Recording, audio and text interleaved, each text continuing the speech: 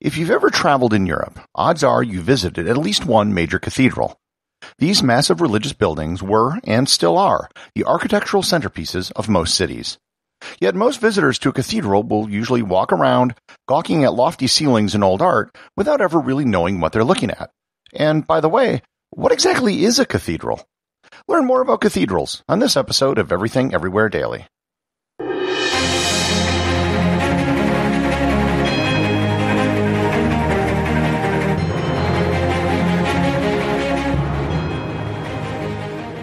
This episode is sponsored by Audible.com. My audiobook recommendation today is Notre Dame, The Soul of France, by Agnes Portier. The profound emotion felt around the world upon seeing images of Notre Dame in flames opens up the question, why was everyone so deeply moved? In answer, Agnes Portier turns to the defining moments in Notre Dame's history, beginning with the laying of the cornerstone in 1163, the coronation of Napoleon, Victor Hugo's 19th century campaign to preserve the cathedral, the 1950s film The Hunchback of Notre Dame starring Gina Lollobrigida and Anthony Quinn, and the state funeral of Charles de Gaulle, before returning to the present. You can get a free 1-month trial to Audible and 2 free audiobooks by going to audibletrial.com/everythingeverywhere or by clicking on the link in the show notes.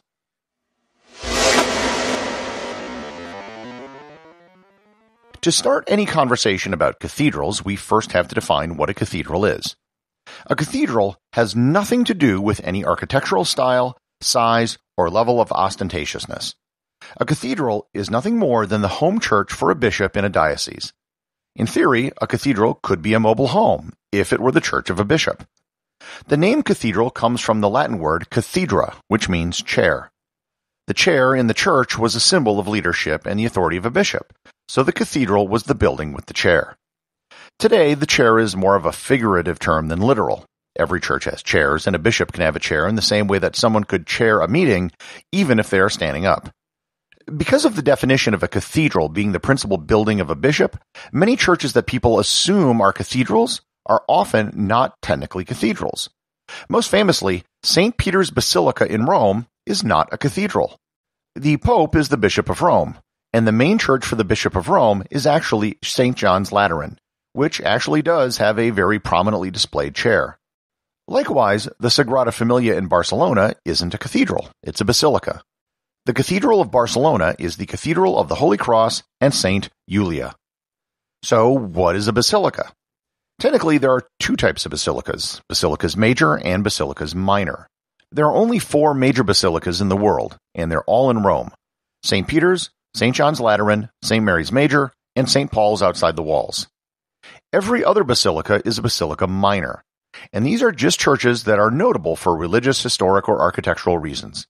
A cathedral can also be a basilica. In most Western European languages, a cathedral is known as a duomo or a dom. This comes from the Latin word for house, which is domus. With the construction of the huge dome on the cathedral in Florence, Italy, this became the origin of the English word for dome. The first cathedrals didn't appear until the reign of the Roman Emperor Constantine, who legalized Christianity. Prior to this time, Christianity was mostly an underground religion. What few buildings were dedicated to worship were usually residential homes, called a domus ecclesiae, and the bishop might have had a domus episcopalis. From here on out, I'm going to skip the technical definition of a cathedral and really just focus on big elaborate churches, which is the colloquial use of the word anyhow. In the vast majority of cases, however, they're one and the same. The first big Christian church wasn't technically a cathedral. It was what is known today as Old St. Peter's Basilica. It was the church that stood on the current spot where St. Peter's Basilica stands today in Rome. It was torn down to make way for the current St. Peter's during the Renaissance. I gave the modern definition of a basilica just before, but the ancient definition was actually a particular style of building. An architectural basilica was based on an ancient Roman design. It was a long rectangle with 3 sections, with 2 rows of columns on the inside. The middle section was wider and higher than the 2 sections on either side. There are several old churches that still have this architectural style.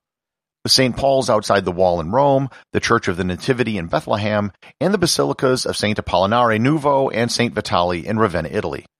If you ever get a chance, visit the Church of the Nativity in Bethlehem, which is one of the oldest Christian churches in the world. It is an excellent example of this ancient basilica-style architecture. Over the centuries, the explicit Roman basilica design evolved into something called Romanesque. This style building was built from around the 8th century to the 13th century. These buildings deviate from the classical Roman layout. They're usually much bigger and have towers. They also have very thick walls, small windows, semicircular arches in windows and doorways, and often barreled semicircular ceilings. Examples of this type of cathedral are in Aachen, Germany, Santiago de Compostela in Spain, and the Church of the Holy Sepulchre in Jerusalem. It's really hard to explain architectural styles on a podcast, but once you've seen a few Romanesque buildings, they're pretty easy to identify. As Christianity spread and the church grew in power, the purpose of cathedrals changed. They weren't simply buildings for worship anymore. These were places where kings and queens would be crowned and where feast days were celebrated. Moreover, these were places of pilgrimage. People from all over would gravitate to cathedrals to pray at the tomb of saints and to venerate various relics that the cathedrals might have held. If you had major relics like the tomb of an apostle, as Santiago de Compostela claimed, you could bring in tens of thousands of people. Other relics include the bones of the three wise men in Cologne, the burial shroud of Jesus in Turin, and the Holy Grail in Valencia. Cathedrals were built in major cities, and the cities grew around the cathedrals. Markets and merchants developed in the cities, which brought in funds to build ever larger cathedrals. As the fortunes of cities would rise and fall, cathedrals would often take centuries to complete, as funding could potentially dry up for years or decades before construction could start again. As there were incentives for larger cathedrals, building techniques were developed to make them even larger and more attractive as pilgrimage destinations. The big change going into the 12th and 13th centuries was the development of Gothic architecture. Gothic cathedrals were a marked change over the Romanesque churches of the previous centuries. They were built higher, with larger windows, bringing in more light.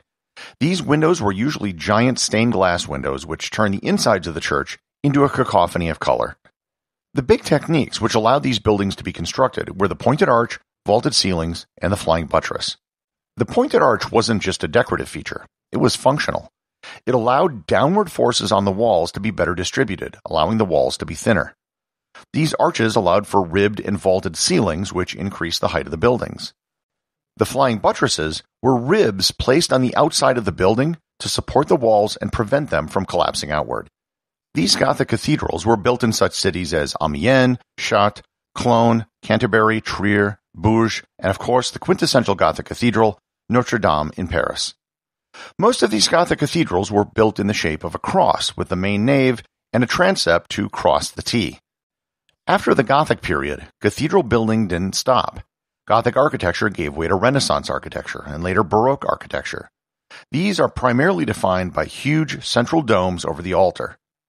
The first such major dome was the cathedral in Florence, Italy. The cathedral was begun as a Gothic-style building and then finished with an early Renaissance dome. The greatest and largest Renaissance dome by far is the dome on St. Peter's Basilica in Rome. This discussion of cathedrals is a large enough topic to take up an entire lifetime of study, far more than can be covered in a daily podcast. The big question is, how should you go about visiting a cathedral? How do you avoid just walking around gawking without any awareness as to what is around you? To begin, almost every cathedral will have some sort of gift shop. Buy or grab a brochure or book at the entrance. Better yet, if you can, see if you can hire a local guide who knows the building inside and out. What should you look for when you're there? First, pay attention to the architecture. I gave just a brief overview of the main architectural styles. There's a lot more on the subject you can learn with even doing basic online searches. Many cathedrals have a mixture of styles because they were built over a period of time, or they have different innovations which were used in the building. Every cathedral is different, and you should look to see what makes the one you're in unique. The building might have also been damaged or reconstructed due to fires, earthquakes, or wars. Second, try to learn about the history of the building. A cathedral is a reflection of the city where it was built. How it was built and the people who built it are a different story for each cathedral. There might also be a saint which is associated with the cathedral or some relics that are claimed by the building. Events such as coronations may have also taken place there depending on where it is. Finally, look at the art. There will be various paintings, sculptures, altarpieces, and carvings all over the cathedral. These may have been created by notable artists or artists you've never even heard of. Cathedrals are incredible structures, and they are history books in stone. They tell the religious, historical, architectural, and even technical stories of the cities where they were located. Executive producer of Everything Everywhere Daily is James Makala. The associate producer is Thor Thompson. Remember to leave a 5-star review to get your review read on the show. They can be left at Apple Podcasts, Podcast Republic, or wherever you listen to the show.